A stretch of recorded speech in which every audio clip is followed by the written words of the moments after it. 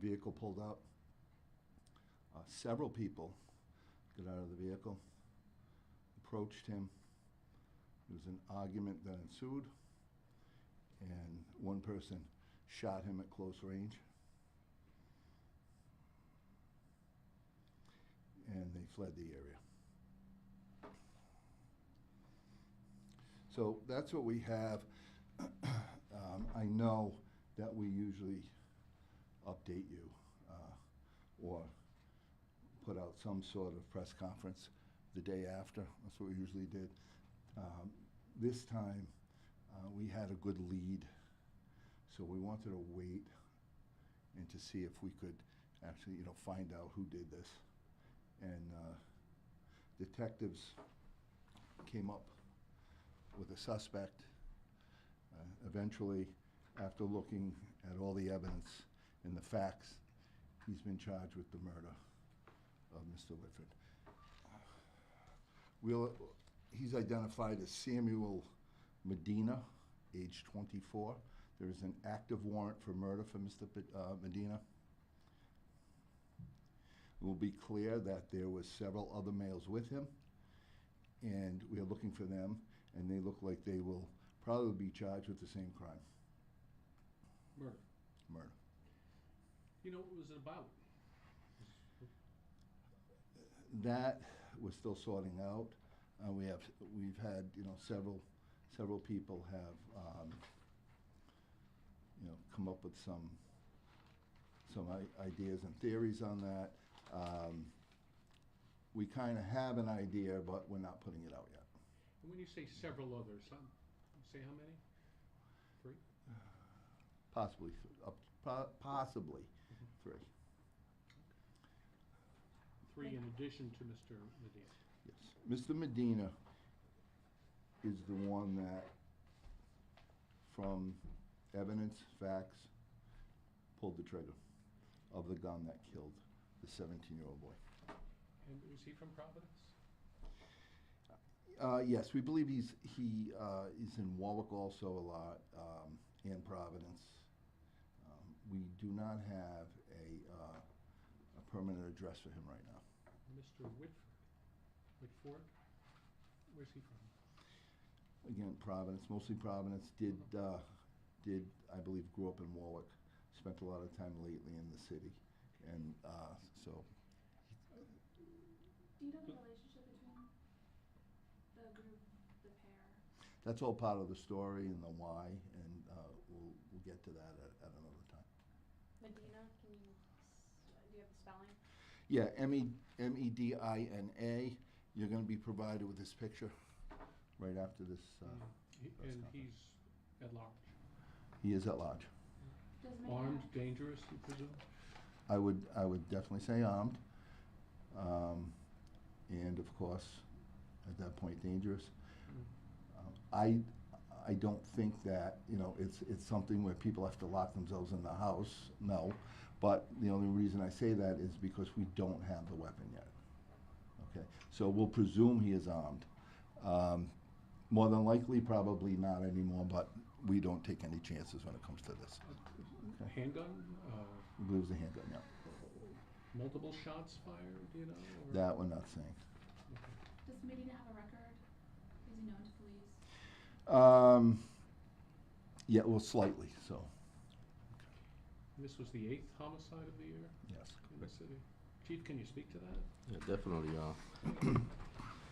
I mean, it's unfortunate. It is, Steve, like you stated, the 8th homicide of the city, and is that gun violence, those disputes that many times in the city, some young men decide to, take their disputes and use gun violence to end lives. It's an innocent life, it's a young life, productive life, and that's why I said at the beginning that my condolences go out to the family. So it is the 8th homicide, but I tell you that I'd be remiss if I didn't tell you that the outstanding police work, from the patrol division to detectives, the follow-up that they do, it's investigations, it's putting together evidence, is following up, is obviously speaking to many people to get it and gather what they need in order to bring justice to the family. But it is unfortunate. Do we have a description of what he might be wearing, a getaway car, anything like that? We'll put something out after with you. You'll have it. Mm. Is he the same Samuel Medina that, I just pulled up an article here, July 20th, 2021, was speeding and hit a pedestrian Elmwood Ave? I'm not sure. I'm sure the detectives working on the case have his record in full. And as we were briefed and as I follow the case, I was not made aware of that, but that could be.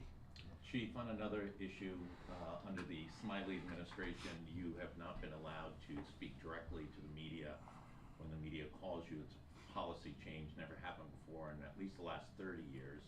Media's been able to talk to police chiefs along the way. Why this policy? You seem like a smart, articulate guy. Why can't you speak to the media directly? No, Josh, I appreciate that. That's absolutely wrong. I have not gotten an order not to speak to the media. I'll tell you, this is the city of Providence is extremely busy, so I have a policy in Well, place. police chiefs before you were busy, and right now. I'm sorry, what was that again? Police chiefs before you Yep. were busy. Yep, correct. And when we reach out to you, the response we get is you have to clear this through the mayor's office. So that's fact. So I don't.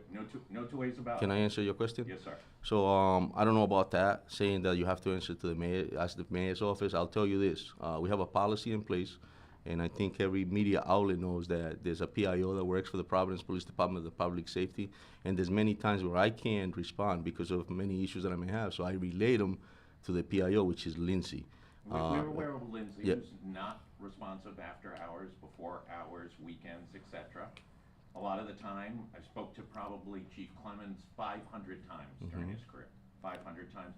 Chief Esserman, who hated us, I spoke to probably 100 times. So this is the first time you and I are speaking. This is First the time, first I didn't even know who you were. That's right, because we've texted you and you've said you have to contact the mayor's office. No, that's wrong. I actually No, I'll be happy to share the text. I have the text. Yeah. And so that's what not, did they say? I just want to make sure, it was actually, can you please reach out to Patty Socaras, and we didn't have anyone. the mayor's Can I finish, sir? Yeah. We didn't have, my PIO was not working that night, and I was not in a point or a position to respond to that, so that's why I answered the text.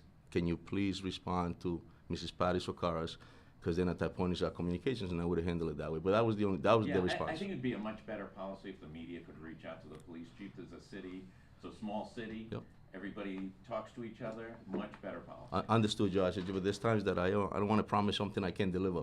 And if I'm not around or available, I'm gonna respond to whomever, Channel 10, 12, or you. Another issue. And tell them that to make sure just to follow the Police policy. staffing is probably right at a record low in the Yep. last 40 years. You're at about less than 420, correct?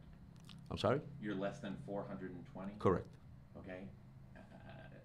Call for help, is your hand going up, saying we need not one class, we need 2 class to get to a decent level? So the top priority of the Providence Police Department, including myself, is public safety, right? And professionalism of our officers. And so it is challenging, and it's not just the Providence Police Department, but nationwide, it's challenging for recruitment, it's challenging for staffing. And so, yeah, you're right, but I'll tell you, we're gonna be graduating a class August 19th, and I'm looking forward to that.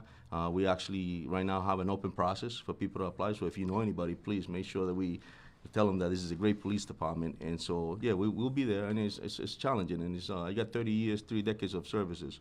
It's not the first time that any police department has faced a staffing issue, but I'll tell you something, the city's safe, and it's not Oscar Perez, it's not the command staff, it's the men and women that wear this uniform proudly on a daily basis to ensure that the citizens of this city receive the services that they deserve. So Are you at a record callback and overtime level?